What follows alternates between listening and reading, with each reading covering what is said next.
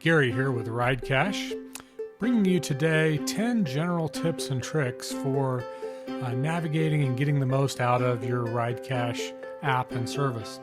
So I'll start today. I wanted to just show you, make sure you know how to log in and log out. So always in the upper right hand corner is where your sign in, sign out buttons are going to be. So if you click sign in, it'll bring up a basic dialog box. You can sign in here with either your username that you chose or your email address and your password, and then the typical forgot username or password link at the bottom. So if you sign in, it will always bring you to either your main collections page if you're a collector or above subscriber. If you're a free, a basic, or an enthusiast user, the page that you will go to upon login will just be your main vehicles page, so you won't see collections. But I see my collections page, and on the upper right hand corner here you see your username and the logout button. So if I was to click that again, it would log me back out and I would go back to that main landing page.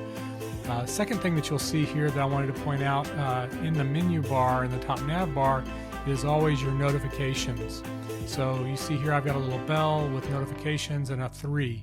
If I click on that, it'll show me that I have 3 notifications, 3 inbound requests to approve Lexi Bix, who's my daughter, wanting to ride in 3 of my vehicles. And so I can approve those, and it would take those down. Now that I just have 2 requests. So your requests will always show up in their notifications, and in the future you'll see notifications here for other things, but for now it's mainly for those passenger requests. So let's look at some basic navigation. One of the things, if you click down into your account, let's say you're looking at a particular vehicle and you want to get back kind of to the top, the main navigation mechanism that we have is this big RideCache logo at the top left of your screen. If you click on that logo, it will always take you back to the very top level of your account. In this case, it's the collections level.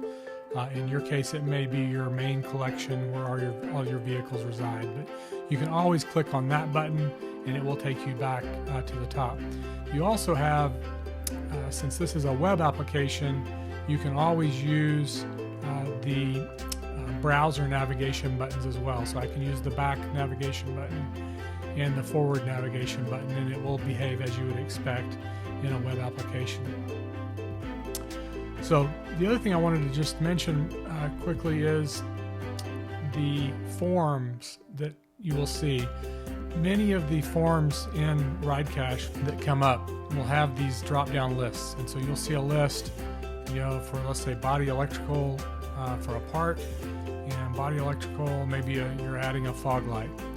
And one of the things I wanted to point out is, in the case you get to a list and the item that you want is not available on that list. So let's say I'm adding Joe's fog lights to this car, and I don't see Joe's here as a brand. We'll always present these lists with a text field below them that you can simply type in. So if I don't see my brand there and it's Joe's, I can just type Joe's there for a brand and move on, and you'll see that it's added Joe's fog light to the as a brand. So don't stress if you don't see your particular category or subcategory or brand or anything else for one of these lists. You can always type them in the field below that. If you select from the list, it will fill in that field automatically for you. The other thing I'll point out here is you'll see fields that have an asterisk by them, like this part model. That means that is required. So you will always need to complete a field that has that asterisk by it. We try to minimize those, but there are some that are always required. And in some cases, like status down here, where it's required, we try to always select a default. So look for those little asterisks, and you'll know that is a required field. All right, the other thing I wanted you to make sure you see is some common icons. We try to use icons and buttons graphically where possible and try to be consistent with those so that you know how the app is going to behave. So right at the top here, you'll notice that bell icon I pointed out before has to do with the notification. The logout or leave icon is when you want to log out. The next one, though, that's probably the most important one, is this blue pencil. We'll use the blue pencil anytime you can edit an item. And so in this case, this is a vehicle, and if I click that blue pencil, it will open the edit form for that vehicle. And so always look for that. If you want to update something or edit something, always look for that blue pencil icon. The other icons you'll see, and you see here on this vehicle, is that green world icon. A good place to look for those is in papers. And those are your privacy icons, and there are 3 kinds. So the green world icon means that the item is public, that you have designated it as public. That means everyone can see that particular item. The other privacy icons you'll see are these red eyeballs with the slash through it, as you'd expect. That means that's private. It means only you can see that item. And then the third privacy icon you'll see is this yellow vehicle car icon, and that means it is riders only. So you have the ability to approve passengers or riders for your vehicle. Think of these like friends, maybe in Facebook, except it's only one way. And those approved riders can see things that you designate as the rider's privacy level. So those are your 3 privacy icons. The other icon you'll see are these trash cans. So that's usually when you're going to delete something, as you would expect. And the notification icon, again, is the little bell icon there, so you'll see those. Another icon that you'll see sometimes is the leave icon. It's usually yellow and it's got an arrow pointing right. And so this is an example of this car, this Porsche, participated in this Lone Star Region Driver's Education event at Texas World Speedway.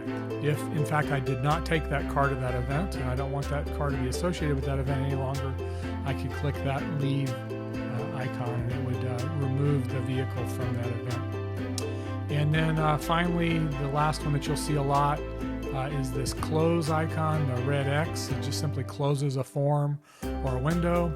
And then another one that's very common that you'll see is this orange plus icon. And the plus is usually associated with being able to add something. If it's on a picture, it means you can add pictures here. If it is associated with a part or a resource, it means that you can add a part or a resource to a task, for example. So look for that plus icon anytime you want to add something. So the plus icon to add, the blue pencil icon to edit are 2 of the most common icons that you'll be using as buttons throughout the app. Another thing that you'll notice a lot is these rollover tips. So as you roll over an icon like this notification icon, it says edit notifications or delete paper in this case. And so always look for those tooltips. We're adding more of those as we go through and build out the application. Another thing I want to point out here is you'll almost always, whichever tab you're on, you will see the search and filter kind of row here, usually above the create a new item kind of row. And that is really handy to search or filter long lists.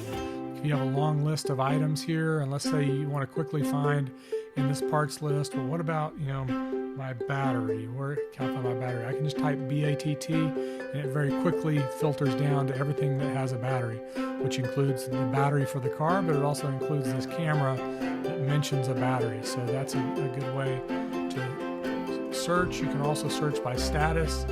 Show me all the parts that I have in inventory for this vehicle. And it'll show you I've got some brake pads, some tow hooks, some tires, and some other things that are actually in inventory. I can say, show me the ones that are installed, and it will bring up the installed list. So always look for these search and filter rows that can be very, very helpful for you. The other thing I wanted to point out is the menu system. You'll always see the menus kind of tucked over to the left-hand side here. This little orange menu icon will pull out your menus where you can browse for other users' vehicles. And you see these kind of master lists for things like tasks, events, parts. These are really handy. Again, if I bring up a parts list, for instance, and use that search and status bar that I mentioned, now here are all the parts associated with all of my vehicles. And let's say I wanted to see, again, count all my batteries. I can just type BAT, and it brings up, there's all the batteries associated with my car. You'll notice a lot of these batteries have been discarded, so maybe I want to see, just show me the ones that are currently installed. There are all the batteries that are currently installed in my vehicle. So very handy both to have that master list as well as these search and filter functions. So look for those throughout the app. Finally, the last couple things I wanted to show you is just first how to get help if you get lost or you want help finding something. Always in the menu bar you have the help button, and we're always adding things here, but you've got a quick start guide, you've got a user guide that you can pull up that we're refining as we make changes and add features, and then a frequently asked questions section as well. So always remember to go look for help there. You can also, if you log out on the landing page, you can get to our blog. The blog is a good source for help. We have a lot of articles there. And then finally, the last thing I wanted to show you is this feedback button over here to the right. On every screen, this feedback button with the orange kind of bullhorn is always present. You can click on that. It will bring up a little window. You can type in that window any feedback that you have. If you have a question, if something's not working the way you would expect it to work, or you just have some general feedback, please use this and just type in your feedback and click next. And by the way, positive feedback is welcome as well. So you can say, hey, this is cool, and then just click next. And you can attach a screenshot, by the way, or a file here if you wanted to. Then click next. It will ask you for your email address. Please use the email address that you registered with. Type in that email address and then click send message, and we will get that message and respond to it. So we appreciate any feedback you have. So that's it. Those are 10 tips and tricks that hopefully you can use to make your RideCache experience better. Thanks for your attention, and enjoy using RideCache, and we look forward to hearing from you.